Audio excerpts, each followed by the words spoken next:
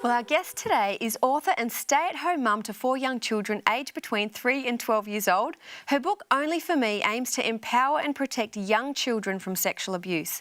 With 90% of victims being abused by someone known to them, it's critical to not only protect our kids, but to equip them with appropriate self-awareness and decision-making skills. Michelle Derrig, thanks so much for joining us here at the table today. It's such a hugely important topic that's sort of in a lot of parents' minds. Sure. But what actually inspired you to write this book? Okay, so it was about 4 years ago now, and I was just going out for dinner with a couple of mums, so it was just your typical night out. And on this night, I heard 2 stories that were shared, and in both cases, the mums talked about their children who were in primary school. In one case, the little boy was 7, and in the other case, 9 years old. And in both cases, the children had actually been abused by children their own age, so by their peers. In the school? Not in the school environment, no. So, you know, I was so shocked when I heard these stories. And the things that shocked me most was that they actually occurred at parks. So the parents were having play dates at the park. And so, you know, I just thought, wow, this can actually happen when I'm supervising my kids. In one case, you know, it was while the kids were on the play equipment, and in the other case, it was they'd actually sent the 9-year-olds to the toilets together, thinking that was the safer option because they had other little ones to look after. That is just crazy because, you know, a lot of time when you think about child abuse, you think it's an adult, you know, doing wrong by the child. Absolutely. But this is peer on peer we're talking about. Do you That's think correct. the kids are experimenting, or do you just think there's something that's not right? Okay, so unfortunately, it's very common. So if a child is actually being abused, that they will reenact what's being done to them. And in one of the cases, we know that the reason the little boy was acting out was because he'd actually been accessing pornography on his iPad at 7 and found the parents had discovered that a few months prior. So that was the reason in that first case. And in the second case, it wasn't actually confirmed for me, but with the details I was given, I think it's pretty safe to assume that that little boy was actually a victim of abuse himself, and he was simply just reenacting what had been done to him. Wow. So, yeah. So how early should we be starting to have these conversations with our children? Really, it's as early as possible. So, you know, 2, 3 years of age, it sounds early, but as soon as they can start to understand the concepts, we need to start talking to them about it. And it's such a big concept. It's so almost frightening for parents to approach the topic with their kids. How did you cover it in the book? Okay, so I really wanted to produce a resource when I, got home from having had this dinner. I thought, how am I going to talk to my own kids about it? And I started researching what sort of information you needed to tell them. I didn't know how much was too much. And I thought, I want to be able to empower my kids, but I want to do so in a way that's really gentle and dignified, and I want to still protect their innocence. And so that was really important to me. And so one of the techniques that I used was using rhyme, so that the book is completely in rhyme. And also we very gently lead into the subject matter. So the first 4 or 5 pages actually talk about different body parts, which, the kids are really engaged by. It's the only for me, right, the book? That's right. Only for me. Only for me, yeah. So we talk about different body parts, and then we get to our bottom and bits that they're very private and only for me. And we of course, use correct anatomical terms because that's really important when you're having protective behaviour conversations with your kids.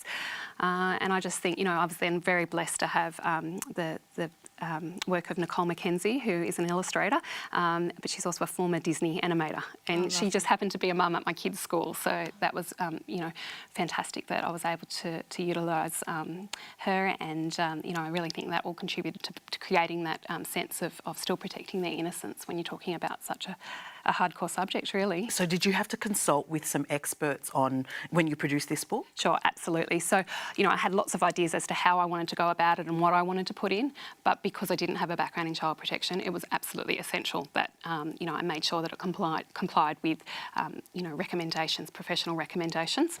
So I was actually very lucky to work with a lady which I believe you're familiar with, Dr. Patricia Wiraku. Oh, we love her. Great. She's been a guest on the show. Yes. Yeah, fantastic. And Patricia was amazing. She really pushed me to the next level. She critiqued it quite hard, but she made me just step it up a notch each time. And I was also lucky enough to have the endorsement of Act for Kids, which is not quite so well known, but they're actually one of Australia's longest established and leading child protection agencies in Australia. And so I worked with them, and they were just able to confirm that I was on the right track and just assure that I was, presenting the information in the correct way. What sort of response, sorry Rach, are you getting from parents? Okay, so the book's been out for 18 months now, and I've sold about 3,500 copies. So Wow. it's been an amazing response and an amazing journey. So, you know, I've had some, you know, really fantastic feedback just about how much they, you know, are finding, how useful they're finding the book. And, you know, I've had all sorts of feedback. You know, I've even had a response from His Holiness Pope Francis and the Duchess of Cambridge, which are all really exciting. But despite those types of feedback, the ones that are most profound were the ones where they actually told me about how the book had actually helped their child specifically. Yes. So in one case, I'd actually set the book off just only 24 hours before, and they'd sat down and read the book straight away, and they weren't actually even finished when they got to the page about secrets, and the little boy actually disclosed to his mum what had been happening to him. Wow. Yeah. So when I got this email, it was such a bittersweet moment. You know, I was so devastated for the little boy and what he was going through, but at the same time, you know, it was just such a confirmation that, you know, that my book was able to help other children. And then just recently in my own group of family and friends, it was a couple of months ago, a little boy was on the way home from swimming lessons, and he said to his mum, "Mum, there's a naughty boy at swimming lessons."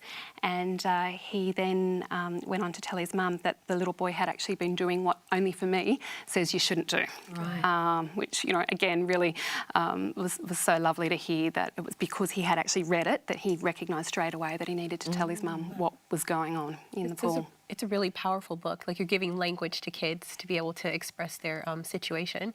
One of the things you mentioned was about protecting kids' innocence with this topic. So how are you able to bring the topic up while still protecting their innocence? Yeah, well, I think it's just about the way that you go about it. So you want to use age-appropriate language for a start. So, you know, yes, in this day and age, we need to empower our kids and teach them that you know, pornography is not acceptable, because often a predator will actually, you know, utilise that as part of the grooming process.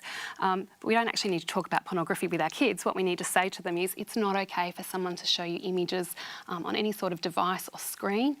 So, you know, it's just putting it in really simple everyday language for them. And, you know, and I think using a resource, whether it's my book or another book, you know, that can help you have those conversations with your children. That's what's so good about your book is it's a rhyme. So that it's easy, I guess, for children and parents to speak to their kids about it, and it's user-friendly, I guess, for the child and for the parent. Yeah, that's right. I'm wanting to grab a copy of the book and read it to my son this afternoon. Yeah, well, where can people sort of get a copy of this book? I'm just going to hold it up so people can actually see that. So it's only for me, but where can people actually get a copy of that? Okay, so they can get that from my website, which is onlyforme.com.au. No worries. And it's $15.95, and that includes delivery Australia-wide. I can, of course, ship internationally if necessary.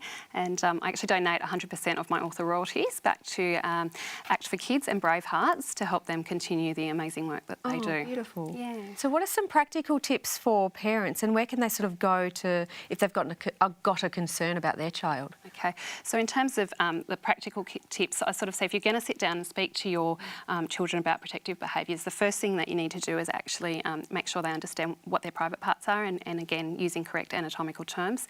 You need to then go through various... So you name them. You say, this is your vagina, correct. this is your penis. You don't make nicknames. That's right, correct, because otherwise it can get lost in translation if they've got funny names for them, and then they go and tell someone, particularly like a preschool teacher, you know, they won't necessarily know what they're talking about. So, yeah, so that's really important. Use the correct names. Use the correct names, yeah. And then you want, you know, to provide your child with different scenarios and actually let them know that it's, you know, that these sorts of behaviours aren't okay. So we actually say no one is allowed to look or touch or feel, and no one's allowed, you know, to ask you to do those same things. So that's really important. And then you want your child to know that if anyone does these things, you really want to empower them that they must say no. And one really good tip is to actually, you know, sit down with your child and not only do you explain to them that they have to say no, but it's also giving them other options as to how to say no. So let's say they're feeling uncomfortable, they're in a room with someone and they think something's not right, they may not have the confidence just to shout out a big no and get themselves out of there. So you could say to them, look, in this situation, if you're feeling uncomfortable, it's actually okay if you need to say, I'm really busting, I need to go to the toilet. Michelle, that's just such invaluable information. Yeah. We've actually got a limited number to give away today, so just write to us at hello@thetabletv.com to get your copy first in best dress. Thanks so much for joining us today, and thanks again, Michelle. Ladies, a pleasure. Hit us up on Facebook and we'll see you there. We'll keep the conversation going. Bye for now.